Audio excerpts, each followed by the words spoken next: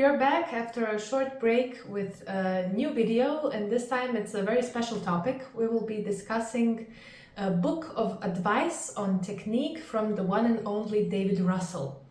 We hope you will enjoy this video, so like, comment and subscribe to stay up to date with our new content.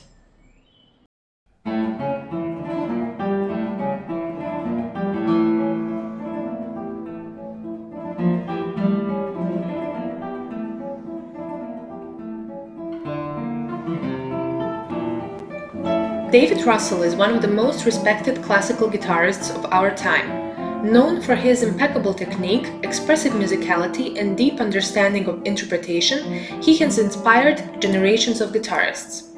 From 1992 to 1998, Russell held an annual course in Seville, where students had the opportunity to learn directly from him. These students carefully collected his advice and compiled it into a book titled The Technique of David Russell, 165 pieces of advice from a master guitarist. The material was presented to Russell, but due to time constraints, he was unable to review and revise it. However, the main author, Antonio de Contreras, decided to publish the book anyway, considering its immense value.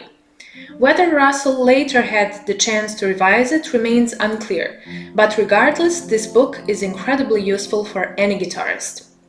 Available in both English and Spanish, the book can be purchased in hard copy on Amazon or accessed digitally through Kindle Unlimited.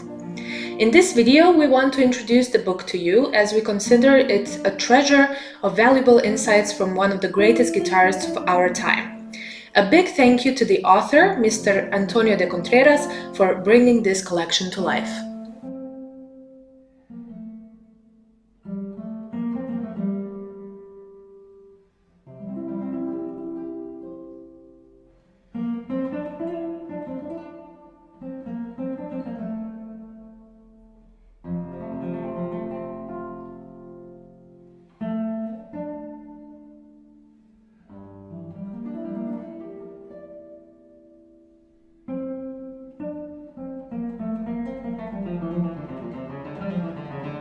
The book is divided into four main sections: mechanical technique, focusing on left and right hand technique and general advice on technique; musical technique, discussing phrasing, interpretation, and the musical aspects of performance; study techniques, covering practice methods and memorization strategies; presentation techniques, offering guidance on playing in front of an audience.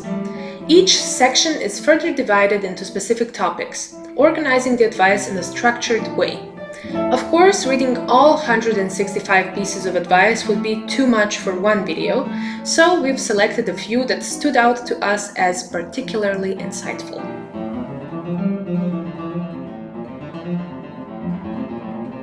Let's start with the first section, mechanical technique. Here are some general recommendations Russell gives regarding technical practice. Advice number 2. Part of the day should be dedicated to technique.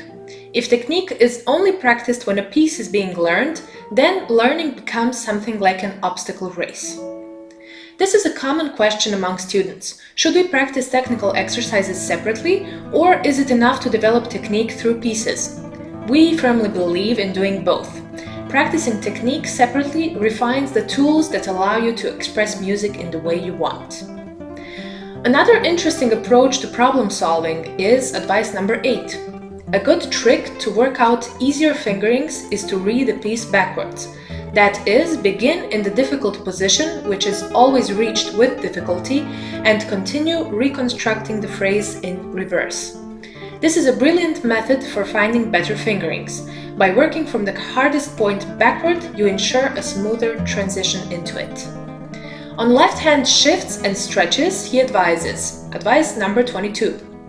After an extension, the first thing you have to do is relax and then make the displacement. Not to make the displacement with the hand in an extended position, forced or tense, so that during the movement the hand relaxes and it is the arm that does the work.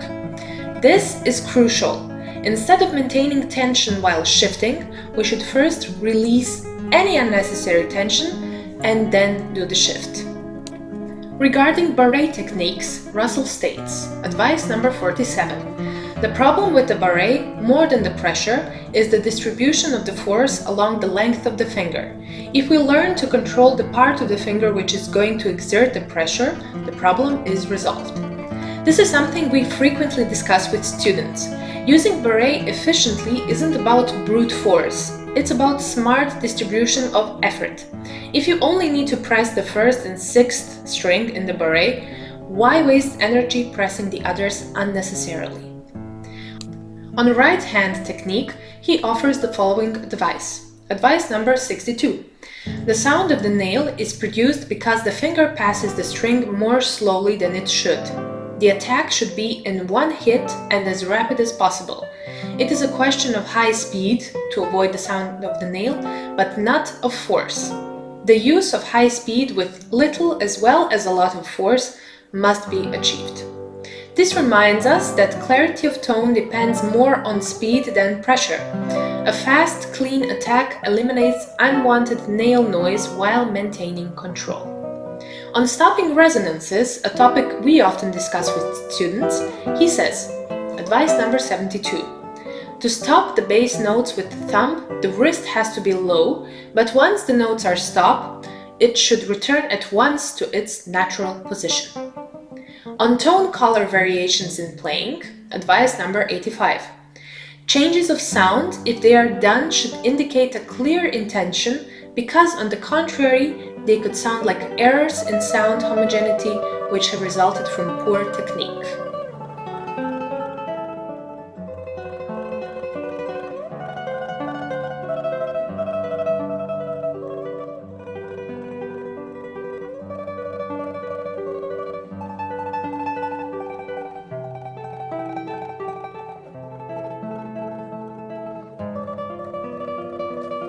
In the section on phrasing and musicality, we found these gems. Advice number 102. For the study of phrasing, it is a good idea, especially in contrapuntal music, to study only one voice and then, one by one, add the others, ensuring that they all sound equally good. This is a fantastic approach, particularly for polyphonic music. Understanding how each voice functions independently helps create a more balanced and intentional interpretation. Advice number 114. Phrases have to have their breathing points, as if we were playing a wind instrument. Musical phrasing is closely linked to breathing. Just as wind players need to breathe, we must find natural moments of musical inhalation and exhalation to give our playing a more organic flow. On rhythm and consistency, he warns. Advice 122. In general, we often don't take enough care with the rhythm because almost always we are playing alone.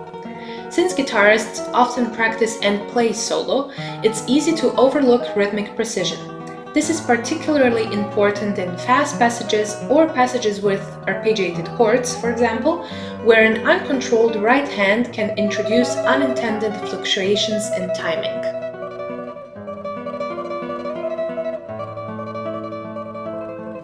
In the section Study Techniques, he covers practice methods and memorization strategies.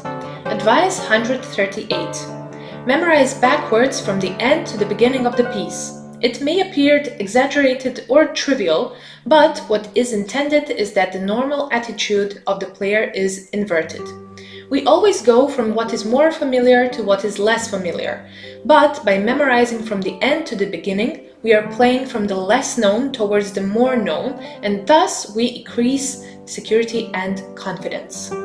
This method is great for reinforcing weaker sections and building confidence, ensuring that every part of the piece is equally strong. Advice number 139. Don't memorize involuntarily without realizing what you are doing. Do it in a conscious, voluntary manner. Memorization should be an active process, not something that happens by accident. Conscious memorization makes recall more reliable in performance situations.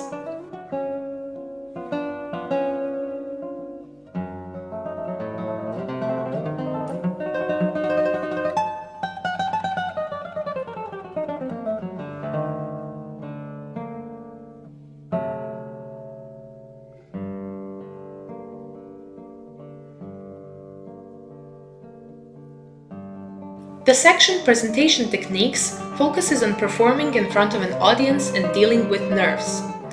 Advice number 152.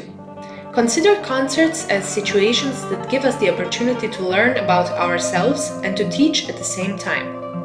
Performing is not just about playing, it's about sharing and growing as a musician.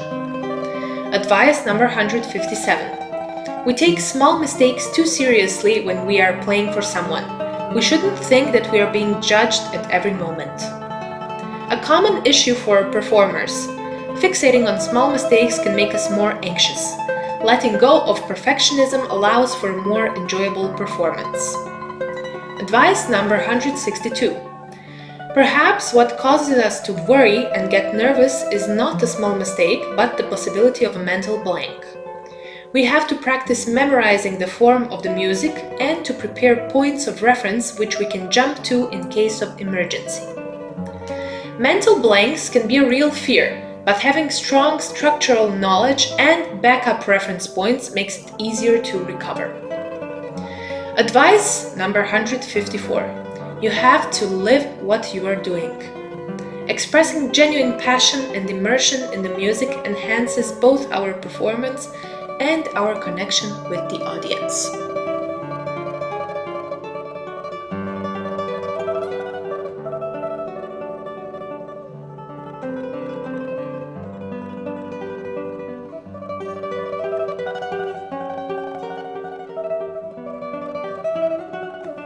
This book is a treasure of knowledge from one of the greatest guitarists of our time. The insights shared here can help us refine our technique, deepen our musical understanding, and approach performance with greater confidence. If you found this useful, consider checking out the full book. You won't regret it.